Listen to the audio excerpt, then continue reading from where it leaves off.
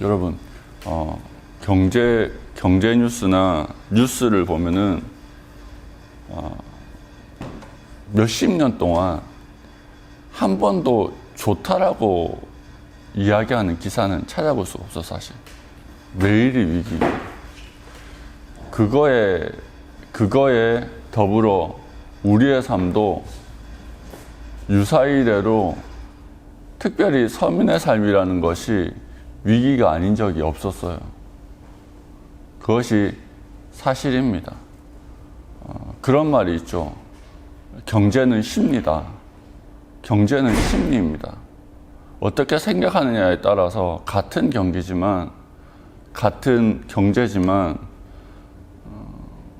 긍정적으로 받아들일 수도 있고 부정적으로 받아들일 수 있어요. 여러분, 우리나라가 세계 올해 GDP 순위가요, 작년 2010년도 GDP 순위가 세계 9위입니다. 9위. 200여 개국이 넘는 나라가 이 땅에 존재하는데 그 중에 9위예요. 이 작은 나라가. 우리나라가 어마어마한 경제 대국입니다. 1인당 PPP 수준, 그러니까 1인당 개인이 소비하는 그 수준이요, 이미 일본을 넘어섰어요. 2017년도 이후로 소비 수준이 이미 일본을 넘어선 나라가 우리나라입니다. 그런데 계속 위기래요. 왜요? 왜 그렇습니까? 여러분, 경제는 심리입니다. 근데 우리보다 훨씬 더 못 사는 나라들이요, 행복지수가 더 높아요. 왜요? 왜 그렇습니까? 경제는 심리이기 때문입니다. 경제는 심리이기 때문에 그 나라 사람들의 마음은요, 촉박하지 않은 거예요. 팍팍하지 않은 거예요. 물론 그래서 발전이 늦겠죠. 우리나라보다 훨씬 더 낙후되어 있는데 행복지수는 훨씬 더 높아요. 우리나라보다 수십 배가 못 사는데. 여러분, 좋게 보면요, 한없이 좋게 볼 수도 있고요, 나쁘게 보면 한없이 나쁘게 볼 수 있는 것이 경제이고 살아가는 삶의 환경입니다. 여러분, 어디를 바라보느냐에 따라서 우리는 이 땅에서 천국을 살 수도 있고 지옥을 살 수도 있어요. 같은 상황에 처해져 있더라도 어떤 사람은 천국을 살 수도 있고 어떤 사람은 지옥을 살 수도 있습니다. 그리고 그것은 마지막 날에 또 결과로 나타납니다. 예수님께서 말씀하셨어요. 두 사람이 같이 맷돌을 돌리고 있는데 한 사람은 데려감을 당하고 한 사람은 버림을 당한다고요. 같이 밭을 메고 있는데 한 사람은 데려감을 당해요. 한 사람은 버림을 당해요. 여러분, 환경이 중요한 게 아니에요. 뉴스에서 계속 어렵다 그러니까 진짜 어려운 줄 알아요. 뭐라고요? 세상의 과학도, 인문 사회과학도 이야기해요. 경제는, 삶의 형편은 뭐라고요? 심리라고요. 마음이라고요. 마음에 달렸다고요. 성경도 말합니다. 우리가 어디를 바라보느냐에 따라서 한 사람은 천국의 삶을 사는 거고 한 사람은요, 지옥의 삶을 살아요. 한 사람은요, 하나님 앞에 부름받는 삶을 사는 거고요, 한 사람은요, 어디요? 지옥에 사는, 버림받는 삶을 산다고요. 여러분은 지금 어디를 바라보고 있습니까?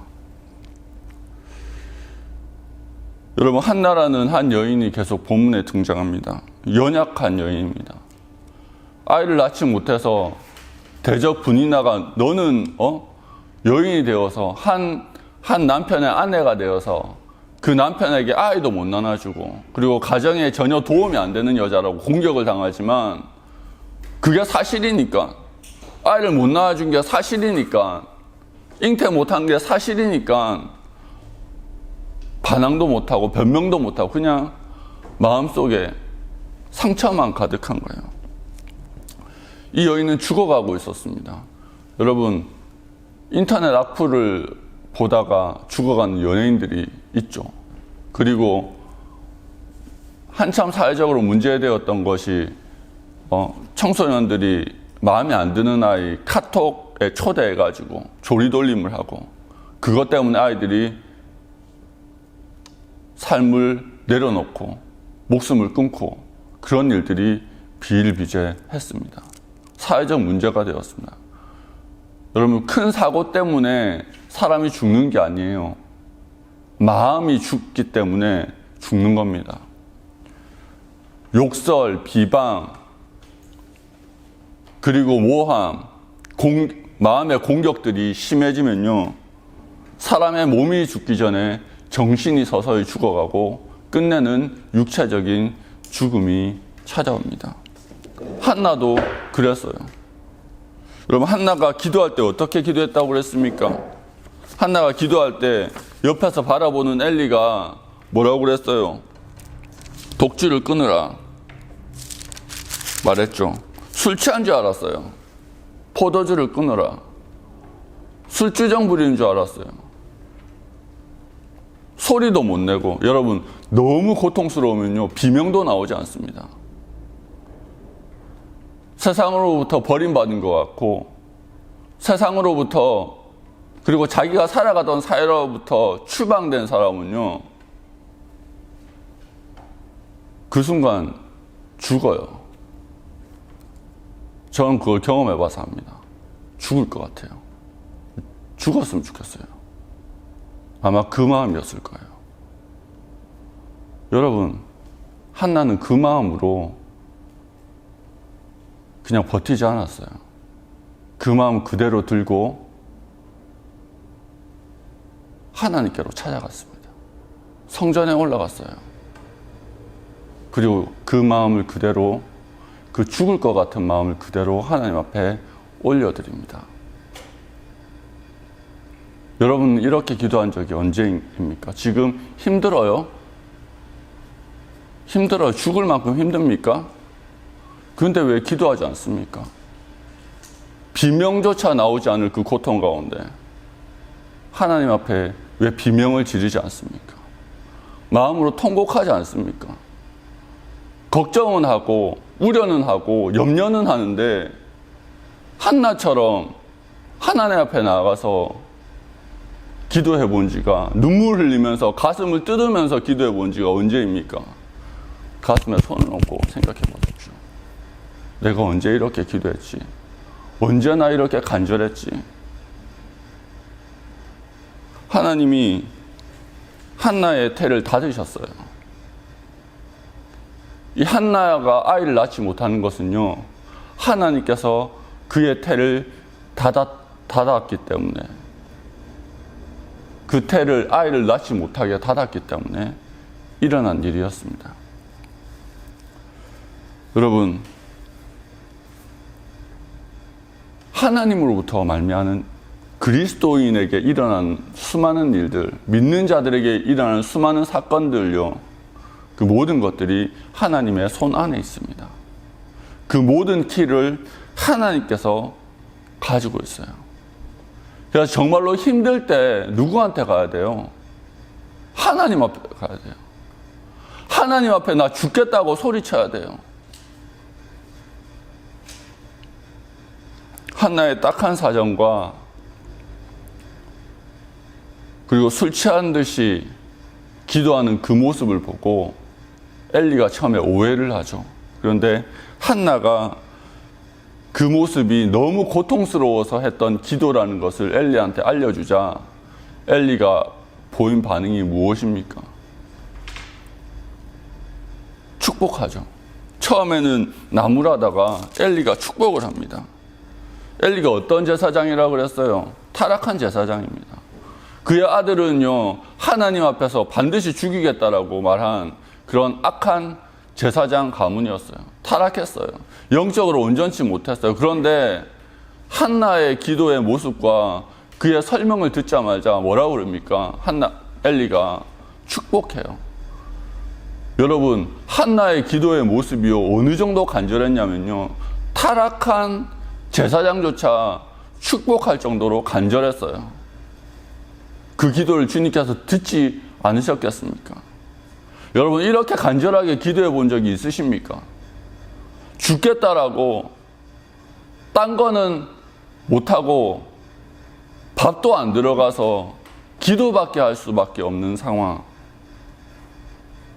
저는 기억합니다. 저는 여러분들이 그렇게 기도했던 모습들을 기억해요. 그 당시에는 너무 고통스러워서 울면서 기도했는데 그게 결국 뭘로 돌아왔습니까? 신앙의 성숙과 삶의 열매로 돌아왔습니다. 근데 언제 여러분들 그 열매를 따먹어 본 적이 기억이 가물가물하죠. 너무나 오랫동안 우리는 참된 기도의 자리를 떠나 있었습니다. 여러분, 그 기도의 자리가 회복되었으면 좋겠습니다. 타락한 제사장들조차 감동해서 축복할 정도로 그렇게 간절하게 기도하고 눈물 흘리면서 기도하고 애통해하면서 기도할 때 하나님께서 그 기도를 들으십니다. 여러분, 많은 사람들이 고통 가운데 예수님을 만납니다. 스스로는 해결할 수 없는 그 절망 속에서 예수님을 만납니다. 그 길로 주님이 인도하시는 거죠. 출애굽 당시에 어디를 건넙니까? 홍해를 건넙니다. 앞에는 홍해 바다가 있고 양옆은 절벽이었습니다. 그리고 뒤에 애굽의 군대가 쳐들어옵니다. 쫓아옵니다. 이제 죽을 수밖에 없는 상황 가운데 하나님이 그 상황을 인도하셨습니다. 왜요? 그곳에서 하나님이 어떠하신 분인지 알게 하시기 위해서. 여러분, 사람들이요, 널널한 상황에서 구원받으면 그 구원이 얼마나 값진지 몰라요. 근데 주님은요, 사람들, 이스라엘 백성 한 사람 한 사람 마음 가운데 하나님이 어떤 분이신지 심령에 새겨지길 원했어요. 얼마나 절박한 상황 가운데서도 주님만 바라보면은, 주님께 기도하면은 어떤 구원이 일어나는지 정말로 드라마틱하게 가슴속에 알려주고 싶으셨어요. 그래서 그 길로 인도하셨어요. 아, 이제 우리가 죽겠구나라는 상황 가운데 주님이 친히 인도해 주셨어요. 근데 그 절망적인 상황이 사실은 절망적인 상황이 아니었죠. 하나님께서 하나님 그분이 어떤 분이신지 정말로 잘 알려주시기 위해서 마련하신 순간이었어요. 교육의 순간이었어요. 훈련의 순간이었어요. 믿음 없는 사람들은요, 주님이 그렇게 인도하셨는데 그 인도하시는 하나님을 바라보지 못하고 계속해서 상황만 바라보고 우리는 죽겠구나, 그래 우리는 죽어야 되겠다, 그런 말만 되뇌이고 있는 우리의 모습들을 얼마나 많이 보는지. 여러분, 우리의 목자는 주님이십니다. 주님은 우리의 목자십니다. 양가 목자라는 책이 있어요. 선교사 분이 이스라엘에서 쓴 책인데, 이스라엘인가? 읽은 지가 오래돼서 전체적인 내용은 까먹었어요. 그런데 기억나는 게 있어요. 양이 말을 안 듣잖아요. 어린 양이 주인의 목소리를 잘 못 듣고 계속 딴 길로 가잖아요. 그러면요, 양의 다리를 부러뜨린대요. 못 가게. 그리고 옆에서 돌본대요. 주인의 목소리를 알아듣도록. 그리고 나면요, 그 양은 절대로 다른 곳으로 가지 않는다. 목자가요, 일부러 그 양을 지키기 위해서, 목자의 음성을 기억하게 하기 위해서 양의 다리를 분질러 버려요. 하나님도 동일합니다. 하나님이 그분의 음성을 기억하기 위해서 우리에게 고난을 주세요. 그런데 고난이 조금만 지나가면 또다시 우리의 자아가 발동하면서 일어나면서 하나님이 우리의 삶의 왕이 아닌 또다시 우리가 우리의 삶의 왕이 되고 신이 되어서 우리 스스로를 우리가 인도하려고 합니다. 내 삶의 주인은 나라고 하면서. 여러분, 세례가 뭐예요? 주인이 바뀌는 거예요. 내 삶의 주인은 주님이십니다. 내 삶의 목자는 주님이십니다. 그래서 우리의 삶을 온전히 주님 앞에 드리는 거예요. 근데 우리가 삶에 치이다 보니까 어떤 일들이 발생합니까? 회사에서 치우고 몸부림치다 보면 어느새 하나님은 보이지 않아요.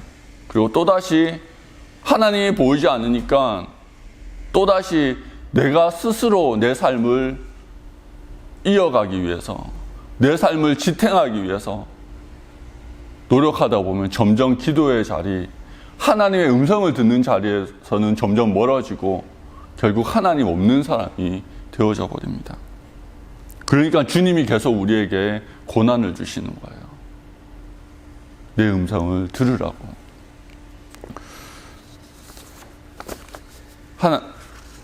한나가 처한 상황, 그리고 한나의 가정이 처한 상황. 남편은 한나를 너무너무 사랑해요. 그래서 한나를 자신의 상속자처럼 여겨서 무슨 일이 있을 때마다 다른 사람들보다 2배의 분량을 한나에게 줍니다. 아이를 많이 낳은 분이나 입장에서는 기분이 나쁘죠. 나도 가정을 위해서 최선을 다하고 자녀도 낳아줬고, 그런데 질투가 나겠어요, 안 나겠어요? 분이나의 입장도 물론 좀 까칠하고 나쁘긴 하지만 이해가 돼요. 이 갈등 속에서 가정 불화 속에서 한나의 기도가 있어요. 한나가 기도해서 아이를 낳습니다. 한나가 하나님 앞에 기도하고 부르짖어서 자녀를 가지게 됩니다. 여러분, 한나의 기도가 처음에 개인의 문제에서 시작돼요. 그렇죠? 개인의 고통에서 시작됩니다. 근데 그 기도가 이루어지면은요, 가정의 불화도 해결되어집니다. 그런데 그 기도가 결국 무엇을 위한 기도가 됩니까? 그 기도는 그 기도를 통해서 그 기도의 응답으로 하나님의 축복으로 은혜로 사무엘이라는 아이가 태어납니다. 사무엘은 사울 왕, 그러니까 일대 이스라엘의 첫 번째 왕이었던, 이전까지는 사무엘 때까지는 누가 이스라엘 다스린다고 그랬어요? 사사가 다스렸어요. 사사. 하나님의 선지자이면서 하나님의 제사장이면서 그런 역할을 하는 사사가 다스렸어요. 전국을 순회하면서. 그런데 사무엘 이후로 첫 번째 왕 사울을 세우는 게 사무엘이었고, 그 다음 이스라엘을 반석 위에 올려놓은, 주변 나라들 다 정복하고 성전을 예비한 다윗을 기름 부어서 왕으로 삼는 사람이 사무엘입니다. 지난 시간에도 이야기했죠. 많이 이야기했습니다. 잉태하지 못해서 고통받는 한나의 상황과 다음 세대를 준비해야 되지만 앞날이 보이지 않는 이스라엘의 상황은 맞닿아 있다라고 이야기했습니다. 한나의 기도는 개인적인 문제로 시작했지만 결국 그 기도가 지향하는 종착점은 이스라엘의 다음 세대의 구원이었습니다. 여러분, 우리의 기도도 마찬가지입니다. 여러분, 고통 가운데 하나님 앞에 부르짖었지만 그 부르짖는 가운데 예수 그리스도를 만나고 하나님을 만나고 성령에 충만해져서 하나님의 뜻을 깨닫고, 그래서 하나님의 마음을 알고 우리의 삶을 헌신하게 됩니다. 우리의 삶을 주님 앞에 드리게 됩니다. 그러면 하나님 우리에게 사명을 주시고 그 사명을 통해서 다음 세대를 예비하십니다. 한나의 기도처럼. 여러분, 모든 기도는 아니죠. 어쩌면 우리 소시민적인 삶을 사는 우리들, 서민의 삶을 사는 우리들, 거국적인 일을 미처 생각할 새도 없이 너무나 바쁘게 살아가는 우리들, 주의 나라와 의를 구할 그런 거국적인 것을 생각지도 못할 정도로 삶에 빡빡하게 찌들어버린 우리들, 주님은 분명히요, 주의 나라와 의를 구하라고 하셨습니다. 근데 그것을 구하지 못해요. 그러니까 주님이 우리 개인적인 문제로 부르십니다. 일단 기도하게 하십니다.